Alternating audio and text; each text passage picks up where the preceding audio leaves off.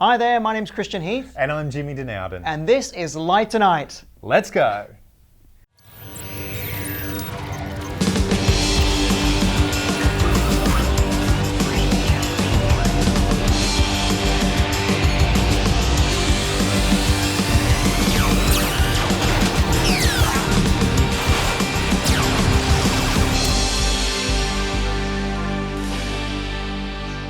Jennifer Lopez has begun her residency at the Axis Theatre inside of Planet Hollywood Resort and Casino in Las Vegas.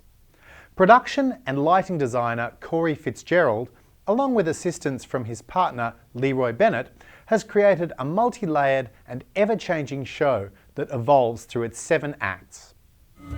It starts more theatrical and static, but by the time the funk section is reached, it's a full-tilt rock concert. Corey's favourite moment is during the musical interlude into the Latin section, where the band plays Latin music and the stage is cleared except for 3 lighting pods. It gives him a moment to let the lights do their thing and highlight the musicality of the band. The biggest challenge was the room itself, as it's an older venue that's very wide with little wing space and very little trim height. To solve these issues, a proscenium was built. Corey is using the new VL4000 beam wash, which he loves, describing it as a real workhorse that never fails to do what he wants it to. Several D3 media servers were used for the projection surfaces and driving the rear wall.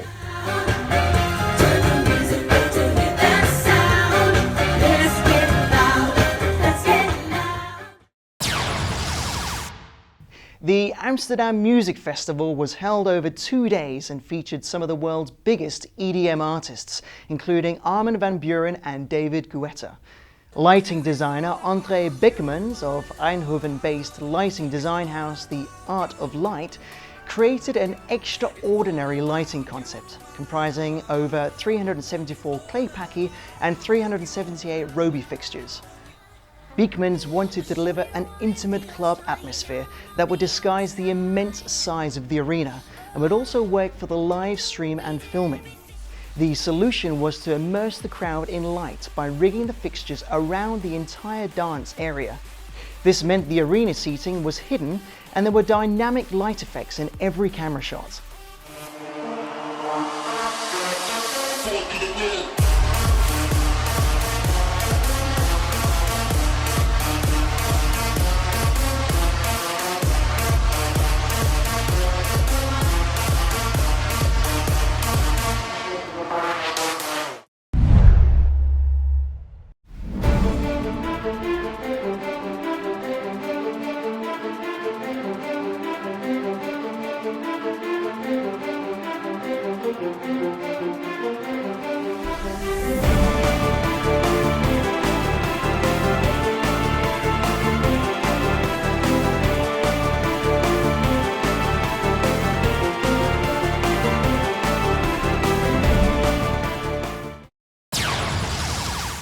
Jimmy and Jason put the TMB Solaris flare through its paces in the test lab. On Gearbox today we're looking at the Solaris Flare from TMB. Jason, have you ever seen a bigger, badder, brighter LED strobe? It is the biggest and the baddest, but also capable of doing some really interesting things that I've not seen a blinder or strobe do before. So basically we've got 96 Cree LEDs in various combinations. Also you can actually pixel map into 12 columns, but not going to get a lot of resolution like that. But 1,000 watts kicking out over 32,000 lumens of brightness. It is the bloody biggest, bright.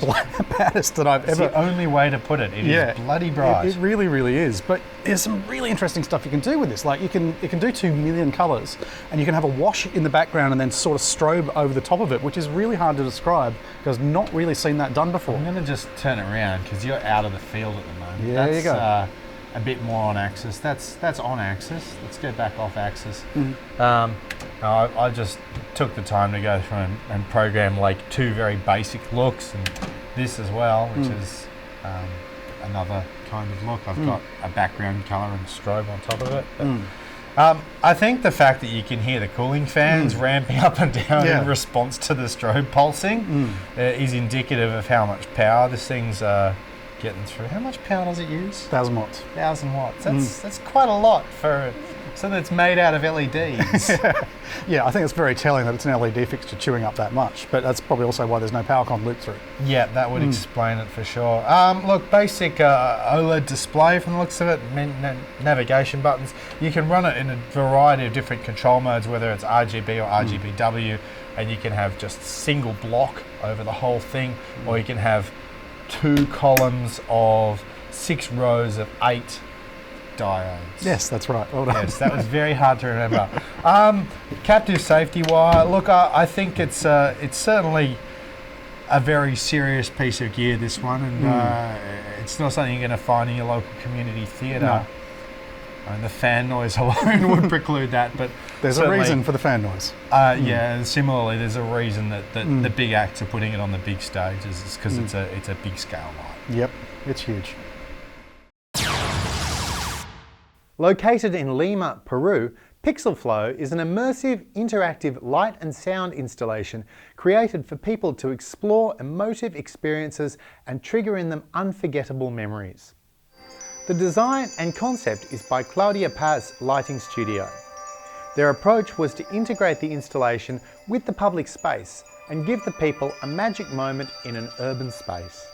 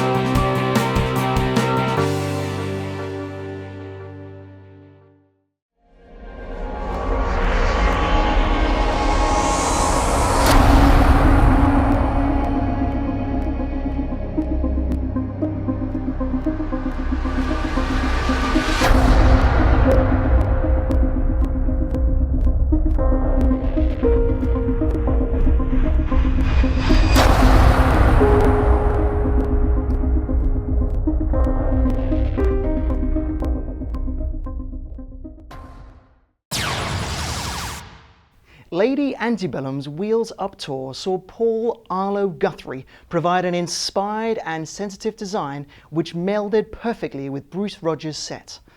Arlo commented that elements of the set gave him instant inspiration as to where to put lights and how to use them. The tour was the first to take out the new GLP Impression X4 Bar 20, with Paul favouring their colours, beam and the movement, as well as the way that the lenses fill the whole bar and the way they butt into each other for a long string of continuous light. Nieuwshoorn is a new entertainment venue in the heart of Leeuwarden, the Netherlands. Its 2 main stages, the 350 capacity arena and the venue's largest live performance space, the Big Room, feature all LED elation lighting rigs, as does a small performance space in the cafe. The lighting setup was designed from a concept created by Klaus Visser, head of audio, video and lighting at the venue. The idea was to create a fixture combination that was rider-friendly and had the potential to create new and old-style light shows using LED lighting only. The local authorities also wanted an environmentally friendly venue, yet still to get a lot of firepower from the lights, so LEDs were the only option.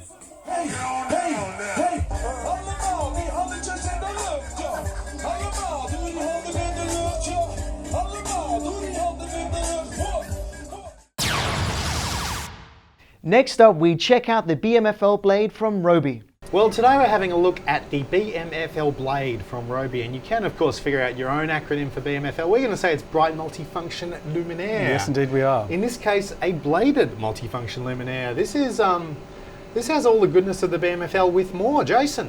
Yeah, so they've taken everything that was great about the BMFL Spot and added 4 blades. And, you know, adding that is just creates all these extra effects that you can do. The blades can move quickly, they can move slowly, very slowly. It's quite beautiful.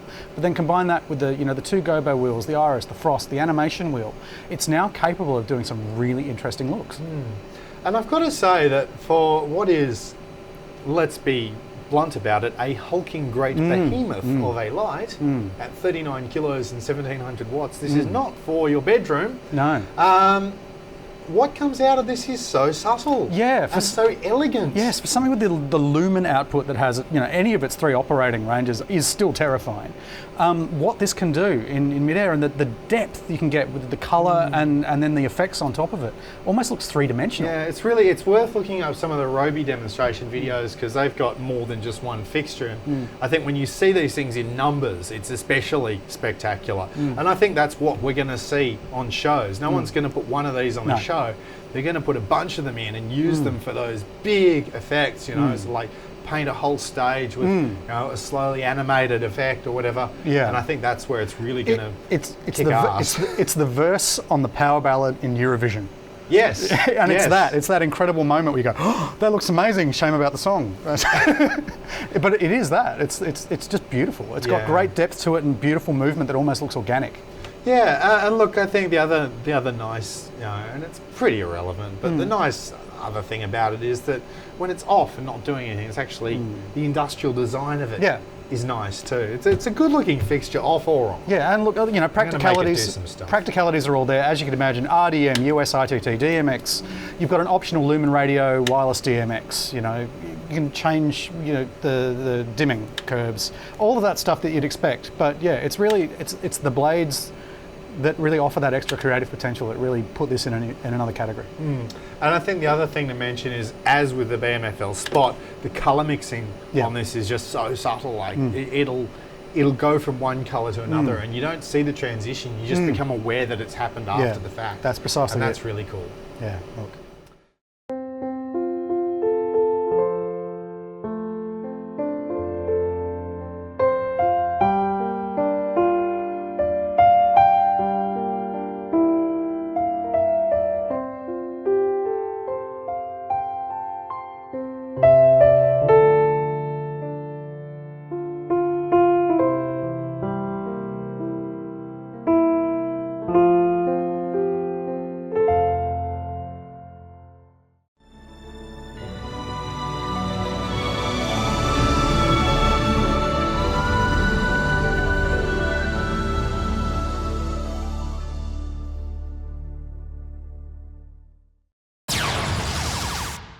Belgium-based ARF and Yes designed and programmed a spectacular light show for Jiangsu TV's New Year's Eve concert, one of China's biggest celebrations for the Lunar New Year. Held in Nanjing Olympic Sports Center Gymnasium, the rig comprised 2,500 fixtures with 100 universes of lighting, controlled by 2 Camsys Magic Q MQ100 consoles along with 3 playback wings and 2 execute wings. A Camsys remote app was used for focusing.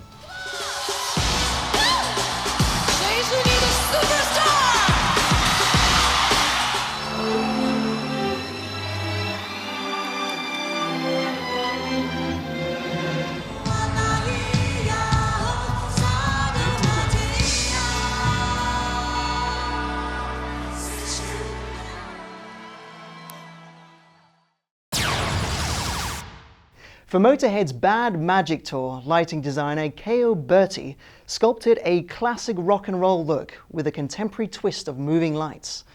The famous Motorhead Bomber set piece was revived after refurbishment of new lighting, including Roby Pointies and LED Wash 600s, chosen for their lightweight, together with a selection of generics including PARs, strobes and LED battens. A new automation system made it more agile and maneuverable than ever before.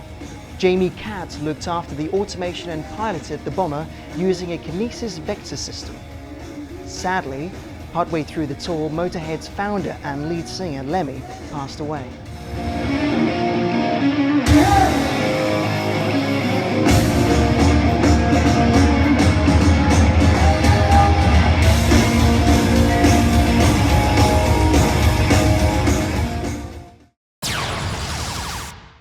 We caught up with lighting designer Mark Cunniff just before Ed Sheeran took to the stage.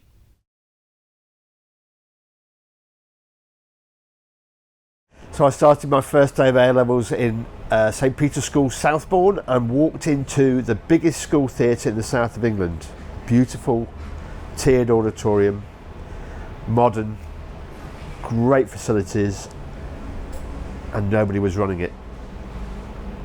And I went, well, I always had a hunkering to want to get into that kind of thing. I loved the Amdram stuff. I used to do that at my previous school. So when the opportunity came, and I literally walked in there and went, wow, this is incredible. And nobody was running the theatre, that's what I ended up doing. So I was doing chemistry, physics and biology at A-level, and my head of sixth form he used to sign me in, knowing damn well I was down at Pavilion Theatre working with his wife, who used to do wardrobe at the Pavilion Theatre in Bournemouth. So that was it. My whole life was mapped out from that point. I fell in love with it. Ran the school productions, used to perform in a couple of them as well, but really got the bug for backstage and lighting, and I don't know why, it just did everything for me, and I really loved it, enjoyed it, and I've been doing it ever since, really.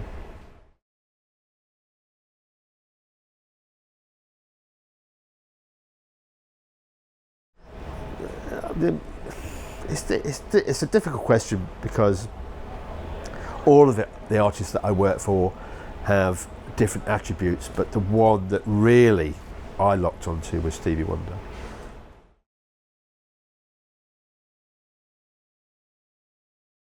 I didn't find her difficult to work for once you understood her precision and her method of working. Yes, a difficult artist, but difficult why? Well, difficult because she expects everybody to work at the same level that she does, and I've never worked with a harder working artist than Madonna.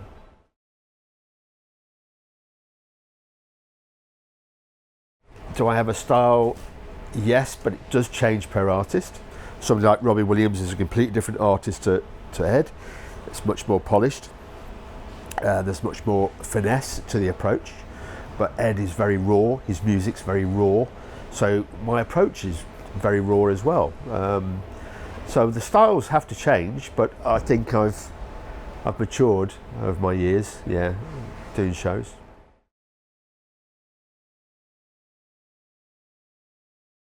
The last show of Madonna's tour, MDNA tour, we played Cordoba in Argentina, and we lost power. But we didn't just lose power to lighting, we lost power to everything. And we were an hour and a half until we got power back. And we didn't finish the concert till 1:30 in the morning. She went off stage whilst they sorted out the generators, came back and finished the show. So yeah, that's a pretty big moment when you've got 65,000 people wondering what the hell's going on. But yeah, that's probably been the fact that it was the last show of a 9-month tour was bizarre, but there it was. There you go.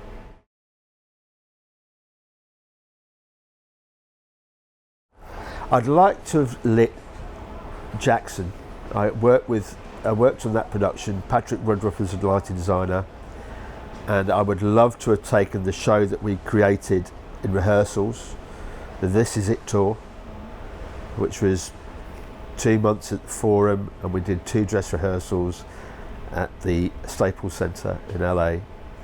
I would love that show to have done one show with an audience, and we never managed it for the reasons we all know too well. If I had a regret, that would be it, is to have seen that show in its entirety with an audience. He was an incredible artist, and yeah, I think that would be the one regret.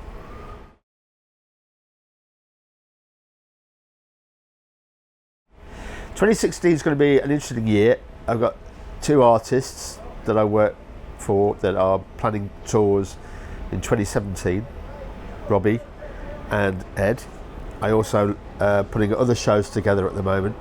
So I'm lucky well, I'm old enough now not to have to tour for a living, which is great. So I enjoy the time. I enjoy as much the time putting shows together to the design phase as I do actually going out on the road, you know, and commissioning the designs. That's it, guys. Thanks very much for watching. Don't forget to subscribe to the channel. And if you enjoyed the show, please feel free to share it with your friends. We'll see you next time. Take care. Bye.